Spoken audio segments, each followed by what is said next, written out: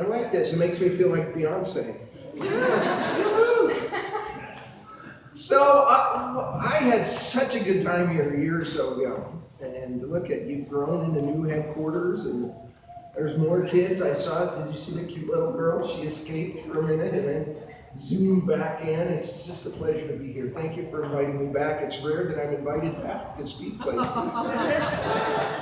And I love your first principle. I mean, if there's a problem with the world today, it's probably greed, and then second, people in organizations and corporations that put something ahead of people, that put a bunch of words ahead of real live people. And the fact that that stands as your number one issue or number one principle, it seems to me says good things about you. So once you forget that people are the most important thing, where are you? So I congratulate you on that. So I want to do something a little bit different today, and I'm a little afraid because I have a political, almost subconscious thing. I can just go into all the problems with the world and the state and how it all works. But I have been working on a project, not of my own, not necessarily all of my own will, that's kind of autobiographical. So I want to go a little bit more that way than on just going down a litany of issues, and perhaps we can come in. So if it starts to get boring, just subtly put your hand up, and I'll get the message. My friends in the Senate, they're not subtle. They just say, it's enough of practice. We've heard it, so I won't take any offense at that at all, if it starts to get boring. So, really, this is much more difficult for me. So, let's see what happens, all right? So, I grew up in Massachusetts. Came to Utah when I was 17.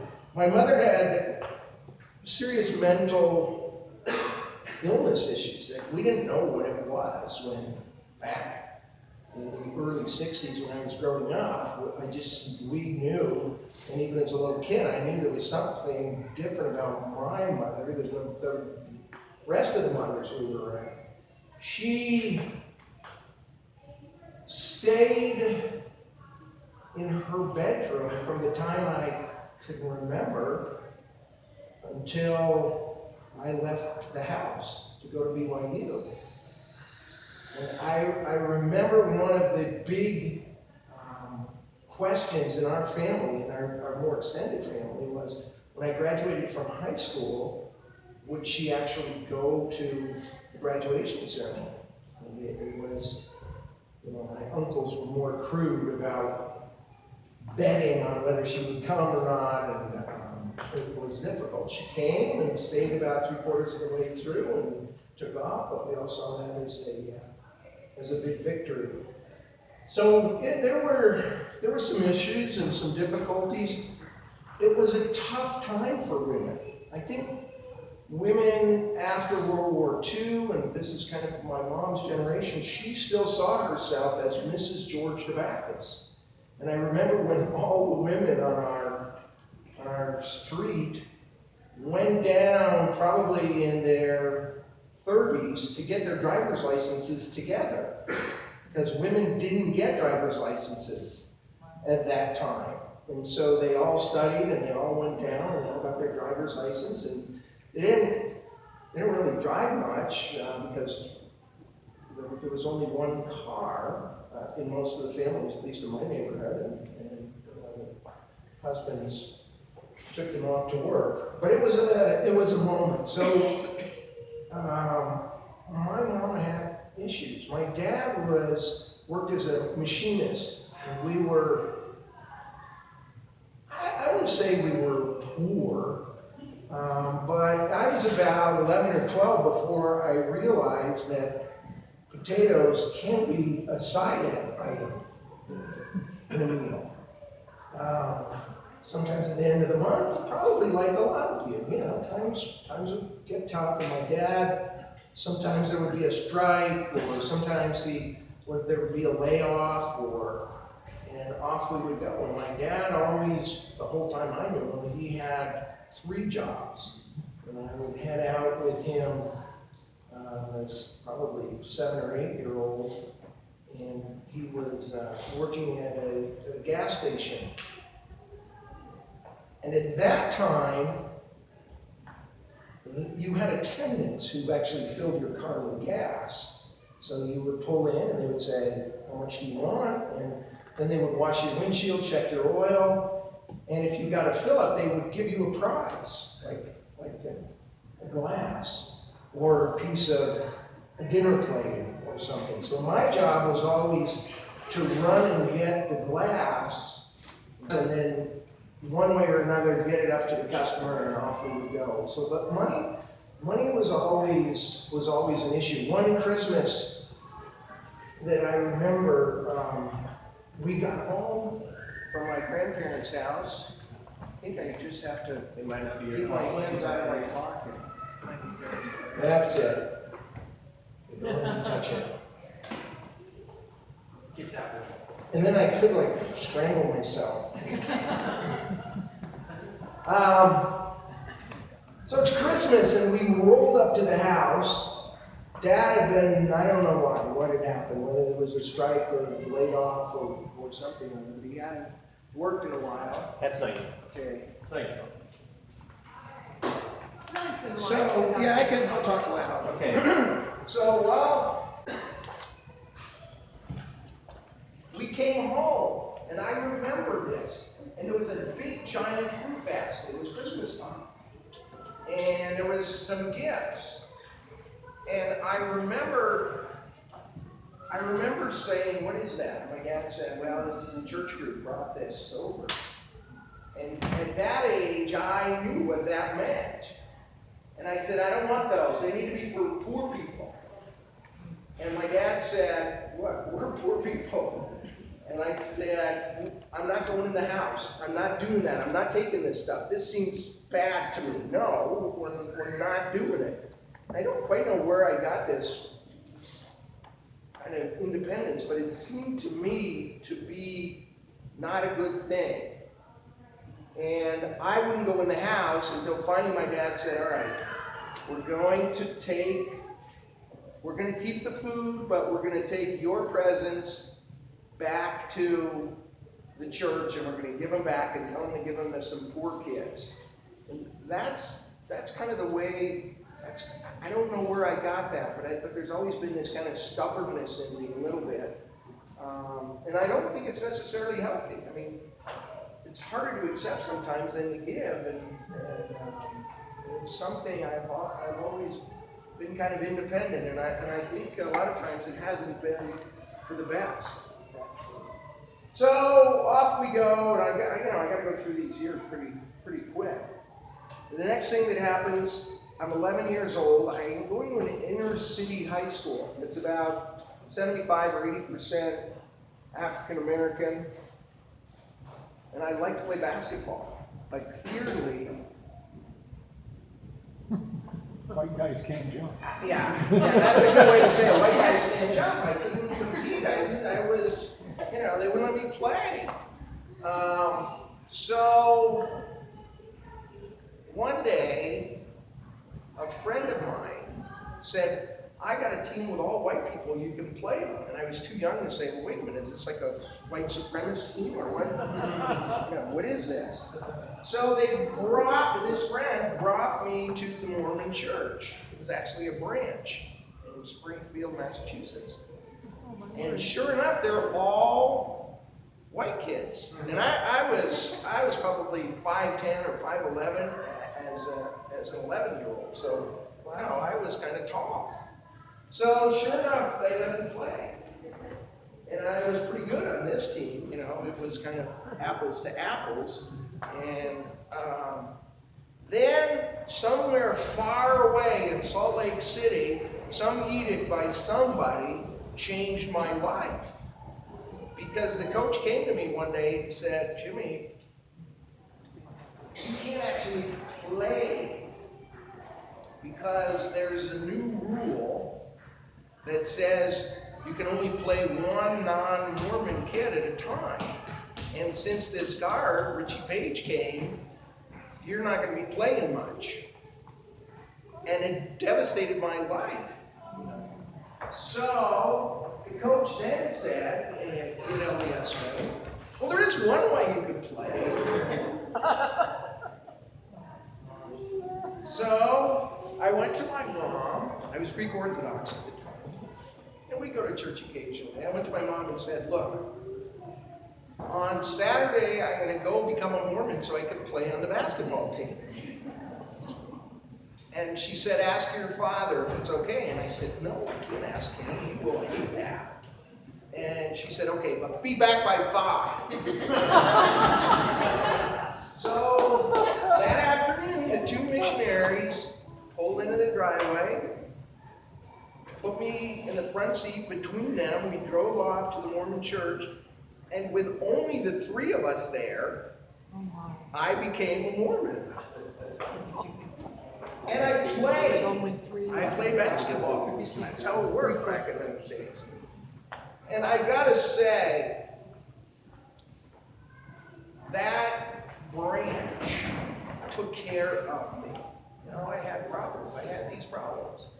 And they kind of put their arms around me.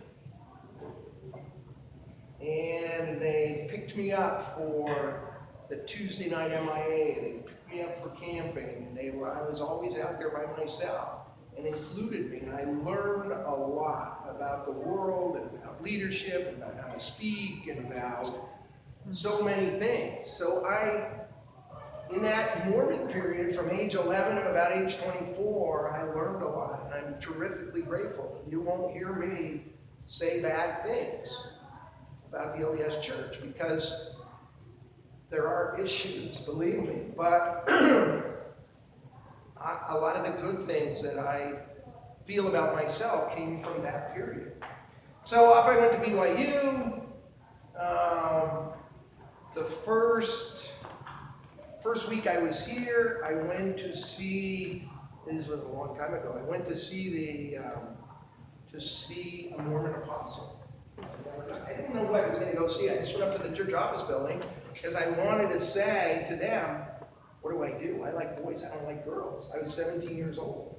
So I went up there. It was in the days where you could go into the church office building and just talk to somebody. And apparently this was an issue not just with me, because the receptionist, I said, look, I have a problem. And she said to me, very diplomatically, so is this with boys or girls? So it clearly wasn't the first time that she'd ever heard that. So from there, she said, wait a minute. And within 10 minutes, I was in a chair with an apostle. It was a different time. His name was Mark Peterson, and he said, well, you don't look that way. He said, you're not that way. He said, my advice, start throwing a baseball a lot. He said, okay, anything else? He said, nope, I'm going to give you a blessing. He gave me a blessing and said, you're cured. And I said, what do I do when people ask about this in interviews and stuff? He said, just tell them you're fine. And if they ever have any questions, you have them call me. So that was the end of it. I was cured. So then I went on my mission, because my patriarchal blessing, which for you non-Mormons is a little bit fortune-telling, a little bit... Help me here. Okay, so anyway, it's a blessing you get that tells you about your life and what you're supposed to do. And I'm Greek, and mine said I would go to serve my people. So I opened a mission call, and it said, you're called to go to San Francisco.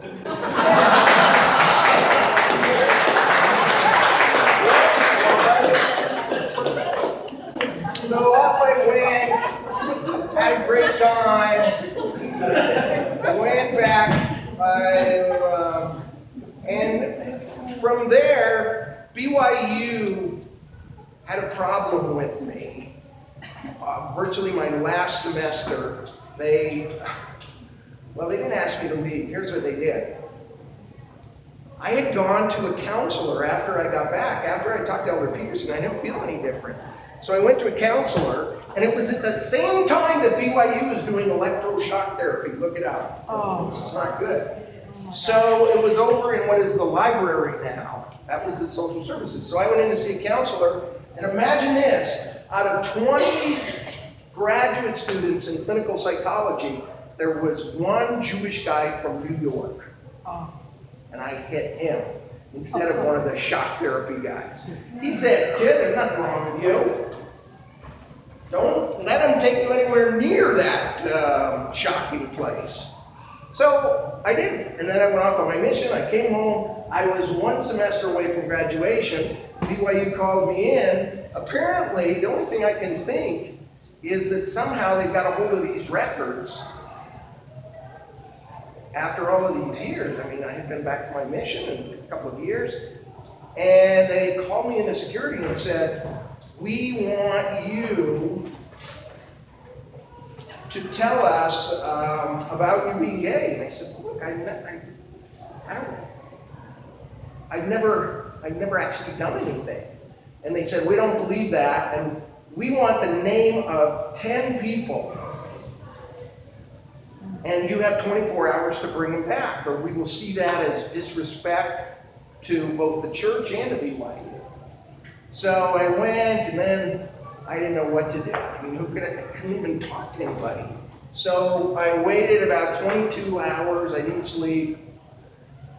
I made up 100 lists, but I didn't know anybody. I honestly didn't know anybody. So I wrote down 10 football players.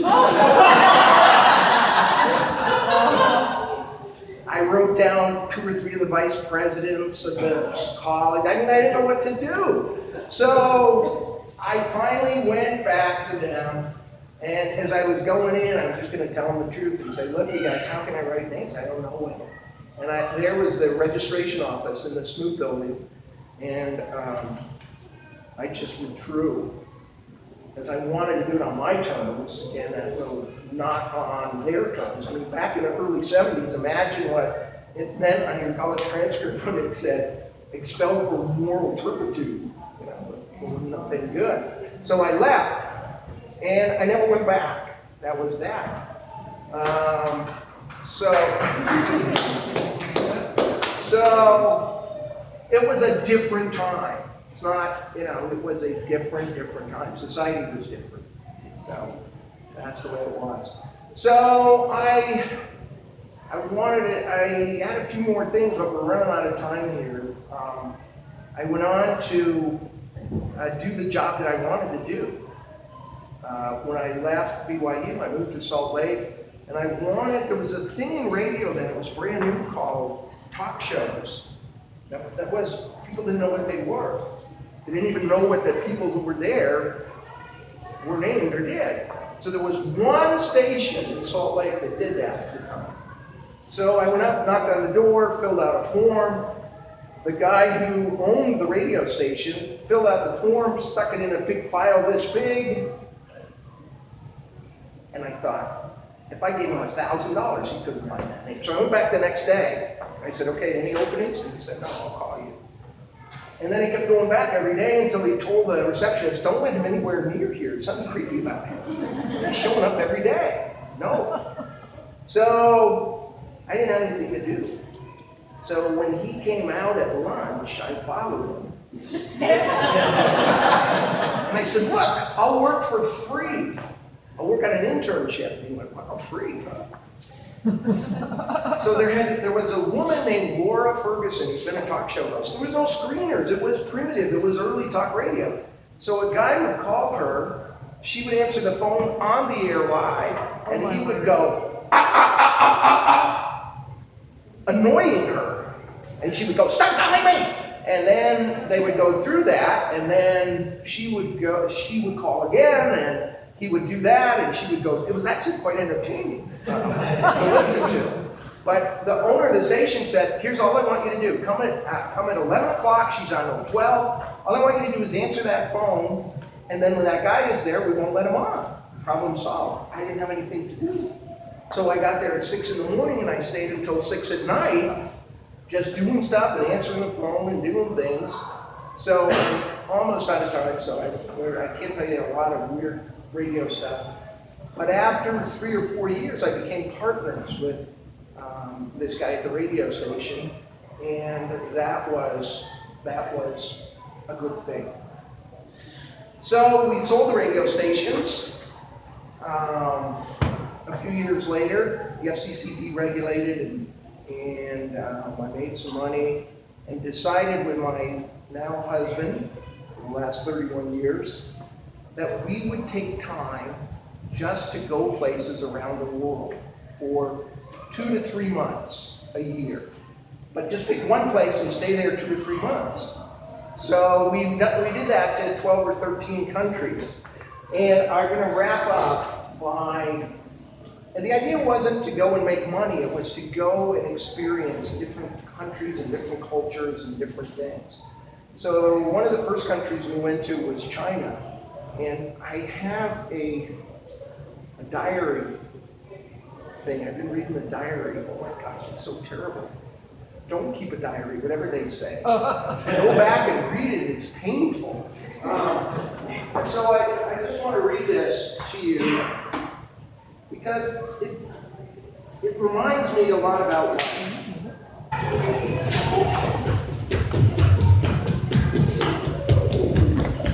So we met some, of course, many Chinese people while we were there. And one gentleman that we met, his job, imagine this is your job.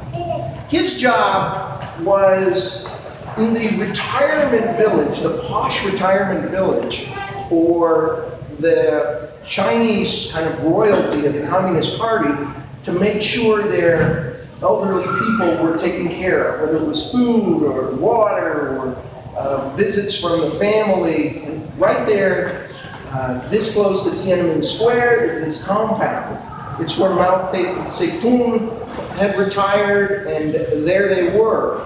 Well, there's a woman there who spoke perfect English, and he asked me, out of friendship, if I would go and talk to this woman. So here's what happened. This will take about 2 minutes and 18 seconds.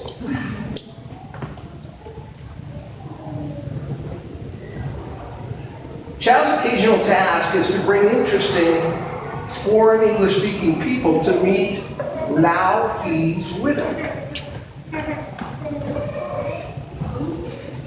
This widow loves these meetings. She spoke perfect English. So this friend, Chow, asked if I would go to meet this elderly lady for 15 to 20 minutes. I said, okay. Chow and I were ushered through some endless security to a small waiting area. Chow left. In another 10 minutes, a flawlessly groomed lady came out to meet her foreign visitor. Why didn't I wear a tie? Look at me. Well into her 90s, Shu Li, the image she had will stay with me forever. Her hands were worn and wrinkled. Her long white dress was immaculate. Her mind was a steel trap. Her English was that of a schoolmaster with manners like a British aristocrat. Taking me by the hand, she brought me to a waiting area next to her cottage. Pointing along the way, she said, "That's the famous pool house where Mao lived the last few years of his life." With a clap of her hands, tea was served, and she very laboriously came around to my side of this small, magnificently painted antique coffee table. There were only the two of us in this beautiful ancient cottage. In answer to her usual questions about, what is this food on the table? She told me that it would soon be the day of celebration of the anniversary of the death of the Chinese poet Q Yang. He lived 300 years BC. The food was known as zhangji, a stickily rice wrapped in reeds and then wrapped again in red paper. Making polite conversation, I asked about the ancient poet. She said he was one of the greatest writers in Chinese history. And ultimately, he had tied a great stone around his neck and leapt into the Milo River in Hunan, taking his own life to protest the injustice of the terror of their rulers, the terror of the beast, he called it. For 23 centuries, people in China have marked the death of this great poet by making little red packets of rice, throwing them into the river, and symbolically feeding the fish so that they would not feed on this beloved poet's body. After our lecture on the poet, she very laboriously pulled out a Chinese book and wrote these 2 paragraphs inside from the poetry of Hu Long. Endlessly the road goes on, how long, ever seeing the high places and low places I plod on. For what my heart loves, I would die 9 times over with no regret. Anyway, that should have been the end of the meeting. I should have left. That would have been it. But on the way out, I asked what I thought was an innocent question about this woman's husband. She said in the 1950s, her husband had been a poet, and he had been resented for his success. He was very, very well respected. She and her husband in China were a rarity. They had lived in America for several years. They'd been close to Anna May Wong, the American film star. They knew Ernest Hemingway and Pearl Buck. She showed me faded photographs. This petite Chinese couple standing with Hemingway. I got goosebumps. Anyway, in the 50s China, her husband was the head of the Beijing Writers' Federation. The couple knew everybody. He was a loyal communist. He was helping to make the utopian society. But in 1966, serious problems began. Mao was convinced that there was a clique trying to topple him, and he unleashed the Red Guards. Millions of very young people with an order to destroy and break everything. The youngsters were released from Tiananmen to the smallest rural village. Order is the enemy of the revolution. So all schools, factories, institutions, everything was to be toppled. Only revolution was to survive. Particularly targeted was the destruction of old people. Even those who had been completely loyal to the revolution. This Red Guard rampage lasted 5 years. 5 years of anarchy, panic, and the death of culture. Yi's husband was not in good health. He was 67 years old. The streets of Beijing and China were awash with Red Guards spreading death and destruction. On August 23rd, this old woman told me, the guards raided the opera, the traditional theaters, the museums. They laid siege on every treasure. The scrolls, the books, the histories, nothing was saved. The treasure of China's thousands of years were looted. Hundreds of trucks were packed by these barely adults who turned into animals. The Red Guard was out to obliterate under the guise of Mao's four olds. Old's way of thinking, old culture, old customs, and old habits. Anyway, the mob soon headed for the Central Academy of Fine Arts. The young people had weeks earlier been regarded as the future of China, now were like vicious wolves as they headed out to do the task of Mao. Thousands of ancient scrolls, books, manuscripts pulled from display cases and vaults and burned by the mobs of kids in the streets. From the Federation, they kidnapped many of the artists and writers as they could find. There were 30 that day. They grabbed her husband. He's a reactionary, one of them shrieked. The students grabbed these elderly honored artists and forced their victims to their knees, pulled out huge kitchen knives, shaved their heads, poured bottles of black ink over their bodies. The Red Guards built fires out of the books and poked the faces of the old writers into the fires until their faces were burned and all of their hair shriveled. Feel the heat, these students screamed to their old professors. On the victims, the Red Guard hung signs saying monster, reactionary, academic. They used their brass knuckles as whips on this old artist. His own students beat him until his head and face streamed with blood. And as the guards continued to beat him, he worked his hands free. He silently raised the sign around his neck and threw it on the ground. That enraged the Red Guards. They beat him again, his wife told him. Bravely, the lowly employee of the Federation convinced the guards that an active counter-revolutionary like Lau must be turned over to the police for execution. The crowd dragged Lau 5 blocks to the police station. The official looked with indifference as Lau stood there, beaten, with his fingers smashed. And then as the police office door slammed his fingers again and again, they just looked on with indifference, laughing. A call was made to Lau's wife. She hurried to the station to find him lying unconscious on the table. She called the rickshaw to take her husband home. She told me she remembered propping her husband's head in the seat and huddling on the floor of the rickshaw. The police warned that Lau must be brought back for questioning at 8 a.m. the next morning. The couple got home at 2 a.m. Lau immediately took the torn, bloody clothing off her husband. His body was a mass of wounds and bruises, she told me. She found his cotton undershirt that had been beaten and burned into his flesh. It would be their last night together. In the morning, the poet insisted that his wife go to work as usual, lest she be criticized. As her husband hobbled across the courtyard to leave, his placard under his arm, he called to his 3-year-old granddaughter. He bent down and said, "I say goodbye from your grandpa. I love you more than life."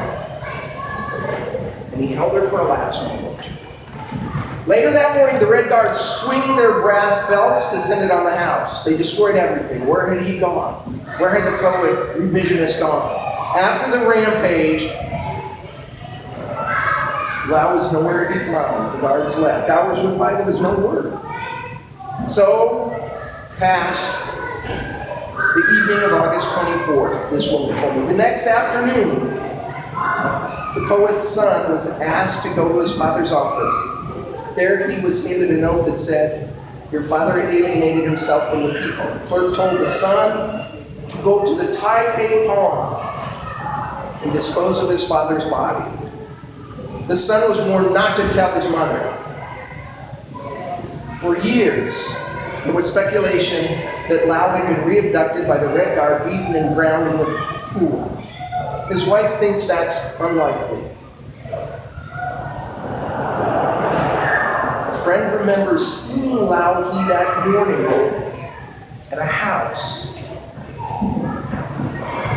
The gatekeeper at the park where the pond is located remembers seeing the old man sitting there all day the 24th on a bench by the pond. There was no one else there. The man sat quietly, the guard said, until night, not speaking a word. The old woman said she thinks her husband was there writing a final poem. Very early the next morning on the 25th, while the pond was covered with mist, an actor who was going to do his morning exercises saw something unusual in the pond. Close by, he found a neat pile. Now, his shoes, his jacket, his glasses, his pen, and his identity card.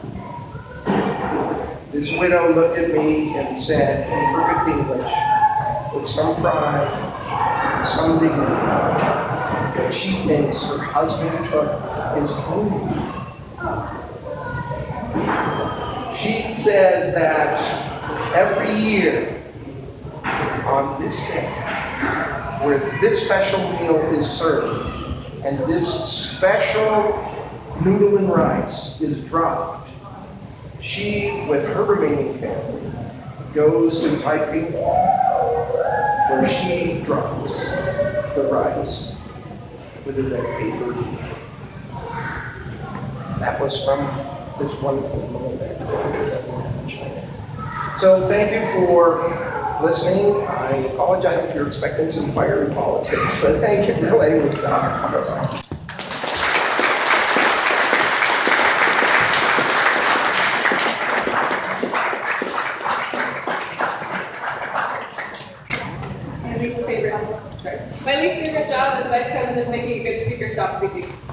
What we're going to do right now is, just because we went a little bit over, is we're going to kind of do more of an informal Q&A, like we normally do. In place of your position, if that's okay.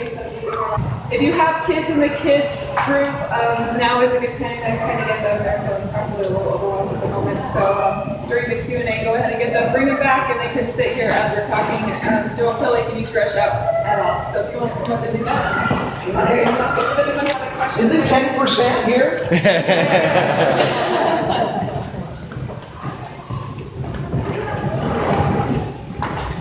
Anybody have any questions? Hi. So you said that this was kind of a project you're working on. Is this a forthcoming book?